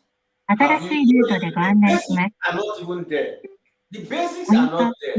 Every crime is local. Don't forget that every crime is local. You can't bring in foreign mercenaries that will now go and start chasing people they don't know. They will use the locals. You don't have anything on ground. No, it's really to coordinate the space, because the foreign mercenaries, they have no sympathy with any ethnicity, or they have no stake in any politicking. All they will do is to use high technology and a bank of experience to attack that space. So it will be like a dispassionate something or the other. They say, so when they catch a few of these people, they're not going to look at him as Fulanis or something or the other, or Igbo or whatever. They will sweat him for information and then go to where he says and then they'll quickly, because they don't have the sentimentality of a Nigerian security personnel. They're there to do a job, and they will go in and just wipe it out. This was what we were seeing in Borno now, when Jonathan brought South Africa in and they were able to hold elections there. Yeah, and you saw how it ended. Immediately, Buhari but most of this Fulani that is coming to do all these things, they are from the neighboring country. They know. No, they are not, because the lady that gave an account on Arise TV, she told us that they are not Nigerians. She told us, and she was carrying a bullet. I'm saying they are neighboring countries. That's what I said now. They are from neighboring countries. I didn't say all of them. I said there are locals too, because they are locals. Yes, I understand. Most of them are from neighboring countries, and these people know. Rufai, they know. That's why I said it's what they play. Just explained back at them. They know what's going on, but they are confused. Because remember, just check it from the day of convention. This thing started. Things started blowing up. And what to blow up. Me and you cannot know it more than Rufai and the governor of Ghana. They know what's going on. They know what's going on. And they know some of the heads. Zulu, what's his name? What's that? Gumi? Knows some of them. He said that these are their people. And they know themselves. Yes. So there are local police too. So they are not, it's not just foreign people. To me, there's an agenda to all this that is going on. There's a big agenda. Passenger has already told us the agenda, but thank you. Round off your thoughts, F0, and then I'll go on to Meadowman because as you know, it's a short session. To round up, I just think that the North has shot itself in the leg, because now they will no longer have the federal might once Buhari leaves and there's a president of a different extraction. These people will keep ravaging them, and they will regret how much money they stole instead of putting this money into securing the North. Because if you look at it, these people are all over the North. And they are working freely. And they are going to do much more damage once the Buhari government cannot give the local government the funding. It's just a pity. They are going to suffer more. Thank you. All right, thank you. So Now, to give him his full name, Malam Meadowman. So I've never heard such a thing, Malam Meadowman. Eh? Look at that. So no Megida, Lafiako. Eh? Malam, One greeted man. us. So no Megida. Look at that. So Can you actually, hear me? I can perfectly, but before I come to you, Meadowman, let me quickly acknowledge Alexander Gomez's super chat that is pointing in the direction of the conversation that just went. It says, give Israeli mercenaries the contract, they will wipe out these haram folks in a month, in my opinion. The president, however, is their commander in chief. So he's saying, give Israeli mercenaries the contract, they will wipe out the Boko Haram space within a month. But then, of course, Buhari is a sympathizer with the bandits, and that is really the key point. So thank you for the super chat, Alexander. So to you, Meadowman, let me take you to the east, and the going on between Simon Ekpa and the IPOB movement. They are now declaring him wanted, but do they even have any authority or capacity to make that pronouncement? What are you then making of the latest development within that never-ending spat? One man. Why you want to change my name? Did I change it? I thought you came in as that. You added Malam to my name. Oh no! I think I did that a while ago. Okay, all right. Okay, but it suits you though. Malam Meadowman, Megida, Sonu Dezua, Lafia Ako, Lafia Lao. All right. So to the question. Yeah, it's funny what is happening in that organization, and I think this is happening because I can't hear him. I can't hear him. Yeah, can you speak up a bit, Meadowman? Can you hear me now? That's better. Carry on. So, this is happening probably because of lack of leadership. That is what I think. Now, the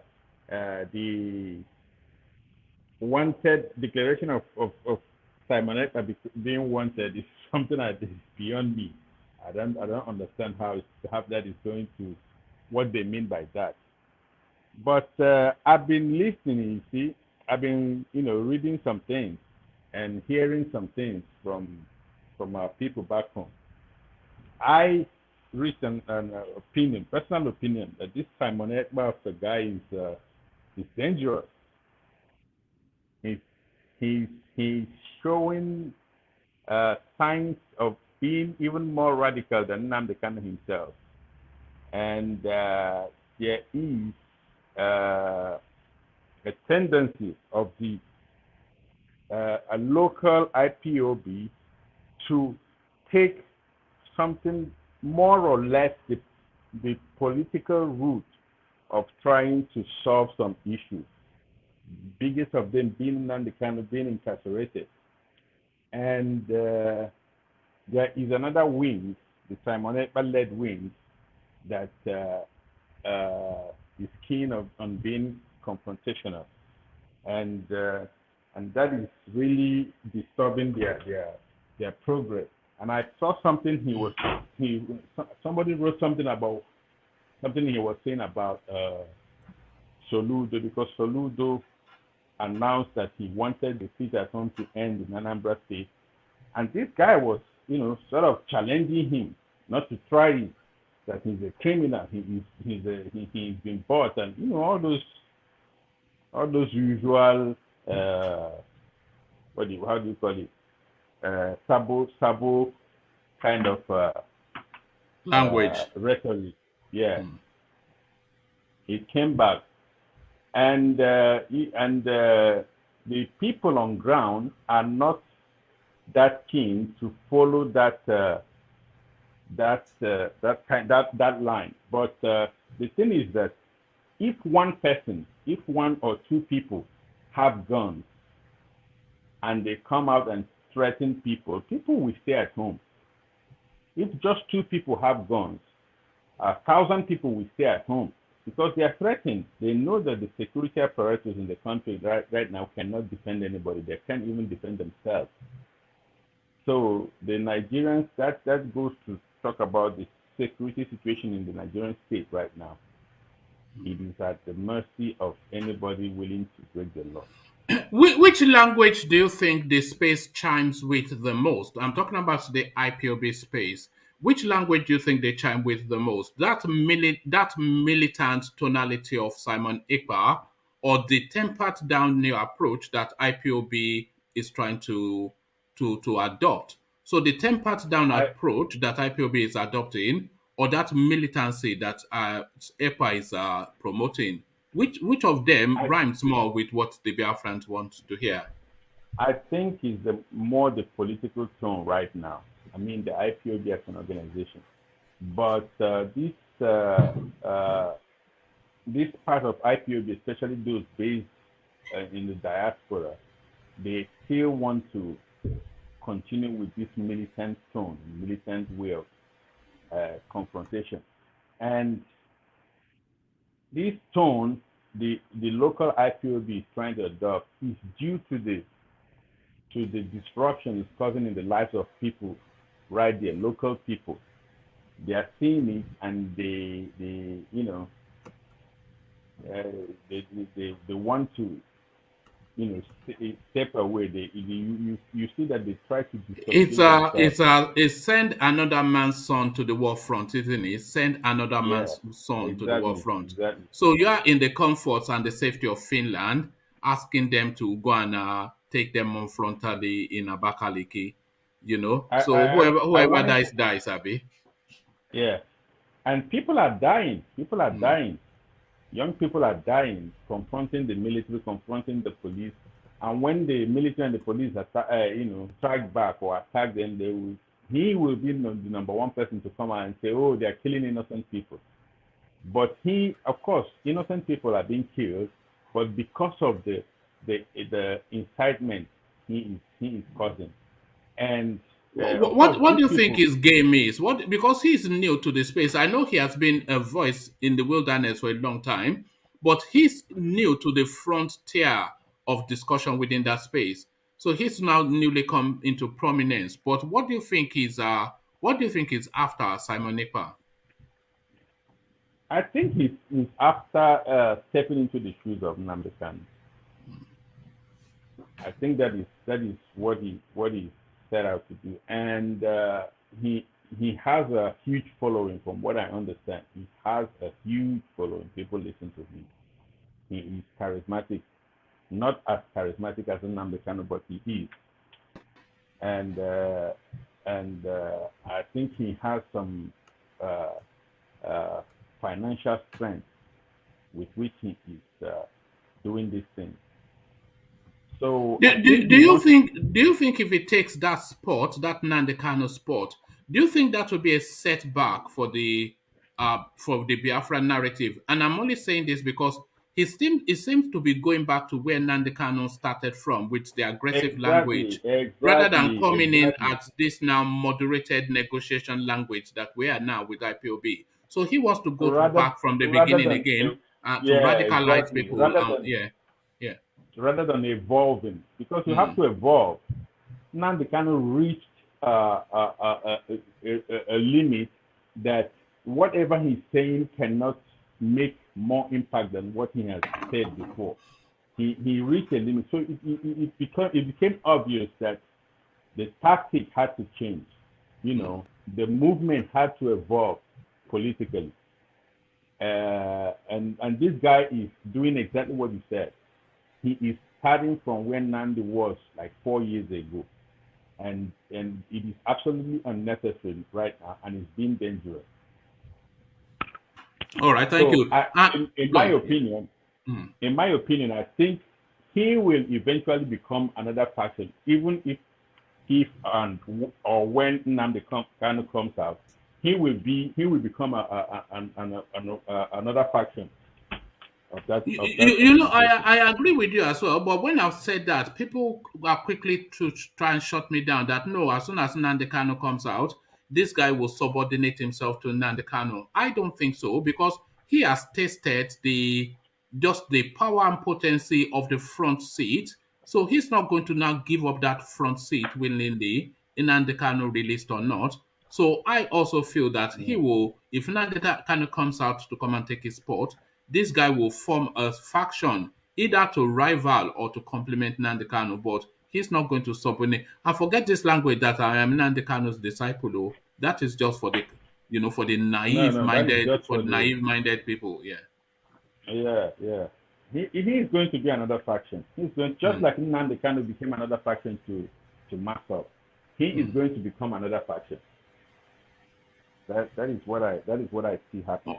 All right, brilliant. Let me take you to the El Rufai space. He's speaking now of hiring mercenaries to come and address the security situation in his state. Is this the language of exasperation? Because, of course, over the last, always has been, but over the last few weeks and months, it's just been incessant attacks, not relenting for one moment. Two trains attacked within 12 hours of each other in Kaduna. The airport attacked the previous week, the roads taken over. So is this the language of exasperation by this guy? And if he feels that he now at that position to a higher mercenary, if he's pushed to that, why doesn't he just call for the resignation of the Aboki from Daura? Of course, he will not do that. He will not do that.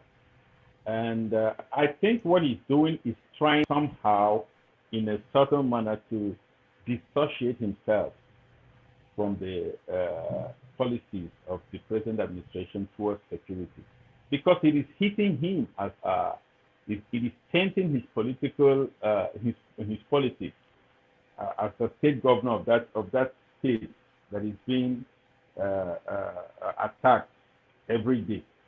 So we all know that like they said that the security of lives and properties of your state, the chief security officer is the governor. So I think what he's doing is trying to exempt himself from part of the deals and dissociate himself somehow from the policies of the government. Now what he's trying to say is that if the government should, really consider bringing in mercenaries. And that is what many people have, many security experts have been saying forever, But the Buhari administration, I don't know why they have not heard for those calls. What he's doing is essentially politics somehow,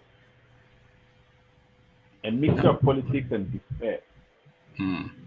Politics. There's nothing he can do. What can he do?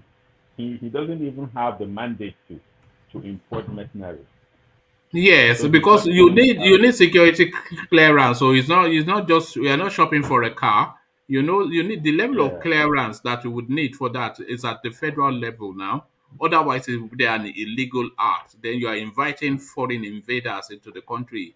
That's treason. Actually, what he said is a treasonable thing. Yeah.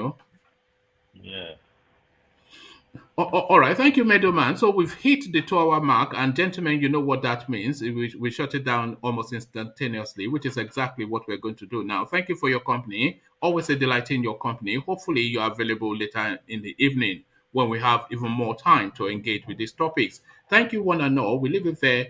Carry the conversation on the comment section over here. I say peace.